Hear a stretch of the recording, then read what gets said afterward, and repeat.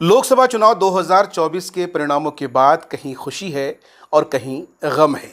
जो जीते हैं वो जश्न में डूबे हैं, जो हारे हैं वो चिंतन मंथन कर रहे हैं, वो बैठकें कर रहे हैं और अपनी कोताहियों को, अपनी खामियों को तलाश कर रहे हैं। इसी क्रम में किशनगंज लोकसभा के एनडीए प्रत्याशी मास्टर मुजाहिद आलम चुनाव हारने के बाद पहली बार बिहार के मुख्यमंत्री और जदयू के मुखिया नीतीश कुमार से मुलाकात की है। मुलाकात के बाद उनकी जो पहली तस्वीर आई, पहला फ़ोटो आया, उस फोटो में ये देखा गया कि नीतीश कुमार के चेहरे पर शिकन है और नीतीश कुमार के चेहरे पर बल पड़ा है और ऐसा प्रतीत होता है कि नीतीश कुमार इस चुनाव परिणाम से, खासकर किशनगंज लोकसभा सीट से लगातार दूसरी बार उनके उम्मीदवार के हार जाने से काफ़ी गमगीन हैं, काफ़ी नाराज़ हैं। खैर, बहरहाल फ़ोटो जब सोशल मीडिया पर अपलोड हुआ तो हर शख्स ने अपने अपने तरीके से उस फ़ोटो का मतलब निकाला, उसके मीम्स भी बने। जो एनडीए प्रत्याशी के मुखालिफिन हैं उनके तरफ से जो प्रतिक्रियाएं आई, किस तरह की प्रतिक्रिया आ सकती है आप समझ सकते हैं। बहरहाल हमने सोचा कि क्यों नहीं खुद मास्टर मुजाहिद साहब से ये जानना चाहिए कि आखिर नीतीश कुमार और उनके बीच में क्या बात हुई। सबसे पहले तो माननीय मुख्यमंत्री से मिल कर के बिहार में जो एनडीए गठबंधन का नेतृत्व कर रहे थे उनके नेतृत्व में चुनाव लड़ा और 30 लोकसभा क्षेत्रों में आउट ऑफ 40 ऐतिहासिक जीत मिली। उसके लिए उनको मुबारकबाद दिए। और फिर जो किशनगंज लोकसभा चुनाव परिणाम पर विस्तृत रूप से चर्चा थी, माननीय मुख्यमंत्री के साथ साथ जो पार्टी के शीर्ष नेतृत्व हैं, जैसे विजय चौधरी जी, श्री संजय झा जी, अशोक चौधरी जी, श्रवण कुमार जी, हमारे प्रदेश अध्यक्ष उमेश कुशवाहा जी, हमारे जो यहाँ के प्रभारी मंत्री हैं जमा खान साहब, सारे लोगों को ये पूरा यकीन था कि इस बार हम लोग किशनगंज लोकसभा अवश्य जीतेंगे। और चुनाव के बाद भी जो इंटरनल रिपोर्ट, इंटेलिजेंस रिपोर्ट, लोगों से जो फीडबैक आ रहा था, या माननीय मुख्यमंत्री ने भी प्रशासनिक स्तर पर इंटेलिजेंस से जो फीडबैक लिया तो कहीं से भी नेगेटिविटी नहीं थी। लेकिन जब रिजल्ट आया, शुरू में हम लोग लगातार बढ़ते गए, उसके बाद एक जगह आते आते जो है ये देखा गया कि हर तरह के वोटों का पोलराइजेशन एक खास पार्टी जो है कांग्रेस पार्टी के तरफ हुआ, जिसके कारण जो है हम लोगों के चुनाव में हार हुई। तो हार जी, माननीय मुख्यमंत्री ने किशनगंज जिले में माइनॉरिटीज़ के लिए इतना सारा काम किया है तो उनको पूरा यकीन था कि इस बार उसका जो है परिणाम आएगा। चाहे डॉक्टर कलाम कृषि कॉलेज हो, अल्पसंख्यक आवासीय विद्यालय हो, इंजीनियरिंग कॉलेज हो, अभी जो 200 करोड़ की लागत से अमोर और किशनगंज प्रखंड को जोड़ने के लिए, किशनगंज से जोड़ने के लिए जो महानंदा में ब्रिज हो, जो डॉक्टर कलाम कृषि कॉलेज के पास जो महानंदा में ब्रिज,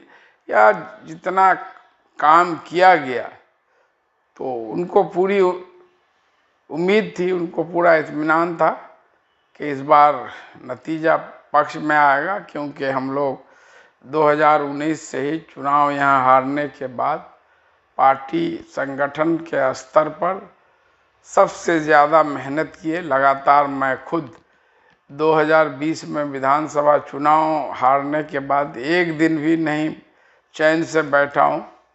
चाहे लोकसभा क्षेत्र के सारे कोने में जाके वो जो भी समस्याएं हैं उसमें हर मुमकिन समाज के अंतिम पंक्ति पर खड़े व्यक्ति की भी मदद की।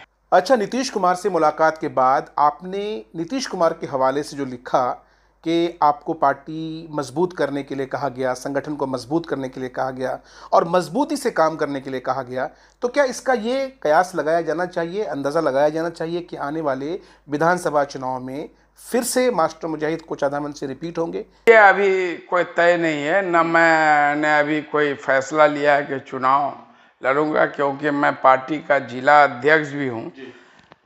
तो पार्टी से ये निर्देश मिला है कि पार्टी को अभी सभी विधानसभा में, 4 विधानसभा यहाँ हैं, लोकसभा क्षेत्र में 2 अमोर बैसी, सभी जगह पार्टी संगठन को और मजबूत धारदार करना है। चुनाव में जो कमियां रह गई हैं, जो लोग अच्छे से काम नहीं किए हैं, उनके जगह पर और जो है एनर्जेटिक यूथ या लोगों को जो है जगह देना है। अच्छा, सियासी गलियारों में ये भी एक चर्चा है कि मास्टर मुजाहिद आलम आने वाला विधानसभा चुनाव अमोर से लड़ेंगे, सच्चाई कितनी है? अब ये मैं नहीं कह सकता, मैं तो अपने बारे में जानता हूँ। मैं चुनाव लड़ूंगा नहीं लड़ूंगा, मैं अपने लोगों से बात करूंगा। अच्छा, आपकी तरफ से एक एलिगेशन लगाया गया, कुछ ऑडियो वीडियो भी आए, स्पष्ट हो गया कि कुछ वैसे लोग जो आपके साथ थे लेकिन चुनाव में उन लोगों ने आपकी मुखालिफत की। इसको लेकर चीज़ें जो है काफ़ी आ रही हैं सोशल मीडिया में, इस पर क्या कहते हैं? बिल्कुल साक्ष्य है, हजारों ऐसे प्रूफ हैं, साक्ष्य हैं कि हमारे गठबंधन के कुछ वरिष्ठ साथियों ने गठबंधन धर्म का पालन नहीं किया। उनको संसाधन भी सब कुछ उपलब्ध कराया गया, लेकिन वो तो नारा दे रहे थे मोदी जी के प्रधानमंत्री बनाने का, और वहाँ जाके दुष्प्रचारित कर रहे थे कि जो है पतंग जीत जाएगा। तो दूसरा लीडरशिप खड़ा करने से क्या अच्छा है? मोदी जी को तो 400 सीट आ ही रहा है। तो ऐसे लोग, अकॉर्डिंग टू नरेंद्र मोदी जी, एक बार बड़े भावुक होकर बोले थे पिछले 2019 के विधानसभा में जीत के बाद कि पार्टी संगठन किसी भी जो पॉलिटिकल आदमी के लिए उनका माँ होता है।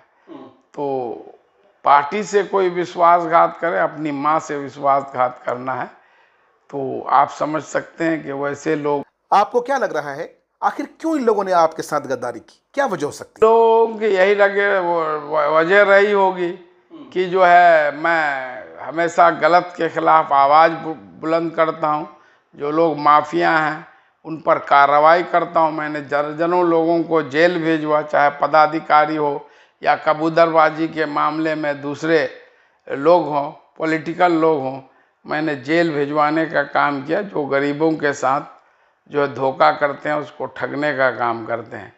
तो यही होगा कि भाई ऐसे लोग अगर जो ज़मीन से जुड़े हुए हैं, लोगों से जुड़े हुए हैं, बिना जाति धर्म का भेदभाव किए लोगों के लिए खड़े रहते हैं, तो हमारी सियासी ज़मीन खिसक जाएगी।